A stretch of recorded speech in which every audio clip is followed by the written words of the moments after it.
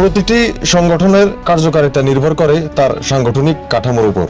বাংলাদেশ ইসলামী ছাত্র শিবিরও তার কার্যক্রমকে সুসংগঠিত করতে একটি কেন্দ্রীয় ও আঞ্চলিক স্তর তৈরি করেছে। আজকের পর্বে আমরা দেখব শিবিরের সংগঠন কেমন, নেতৃত্ব কিভাবে নির্বাচিত হয় এবং সদস্যরা কিভাবে কাজের দায়িত্ব পায়।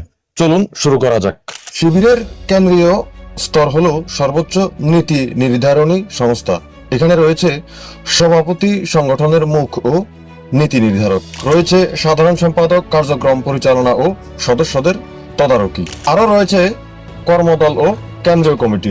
বিভিন্ন বিভাগের দায়িত্ব যেমন দাওয়াত, শিক্ষা, অর্থ সংগ্রহ ও সামাজিক কার্যক্রম। কেন্দ্রীয় কমিটি মূলত বার্ষিক নির্বাচনের মাধ্যমে গঠিত হয়।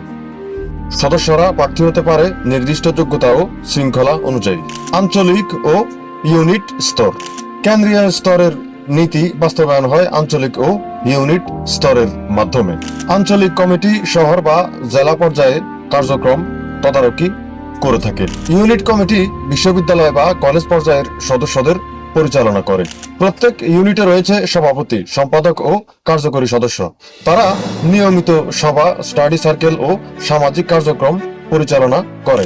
এই কাঠামো নিশ্চিত করে যে কেন্দ্র থেকে ক্যাম্পাস পর্যন্ত আদর্শ ও কার্যক্রম একরূপভাবে পৌঁছায়। শিবিরের সদস্য হতে হলে প্রার্থীকে পূরণ করতে হয় কিছু শর্ত। শিক্ষার্থী হতে হবে, নৈতিক চরিত্র ও ইসলামী মূল্যবোধ বিশ্বাসী হতে হবে, নিয়মিত সভা ও কার্যক্রমে অংশগ্রহণ করতে হবে। নতুন সদস্যদের প্রাথমিকভাবে ট্রেনিং ও স্টাডি সার্কেল যুক্ত করা হয়। এরপর তারা বিভিন্ন সামাজিক, শিক্ষামূলক ও দাওয়াতি কার্যক্রমে দায়িত্ব পায়।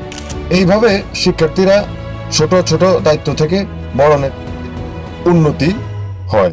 সংগঠনের এই সুসংগঠিত কাঠামো নিশ্চিত করে যে কেন্দ্রীয় নীতি থেকে শুরু করে আঞ্চলিক ও ইউনিট স্তরের কার্যক্রম পর্যন্ত সবকিছু শৃঙ্খলাভাবে পরিচালিত হয়। পরবর্তী পর্বে আমরা দেখব শিবির কিভাবে ক্যাম্পাসে শিক্ষা ও সামাজিক কার্যক্রম পরিচালনা করে থাকে এবং শিক্ষার্থীদের মধ্যে উপস্থিতি বৃদ্ধি কিভাবে করে। সবাই ভালো থাকবেন। 5 নম্বর পর্বে দেখা হচ্ছে।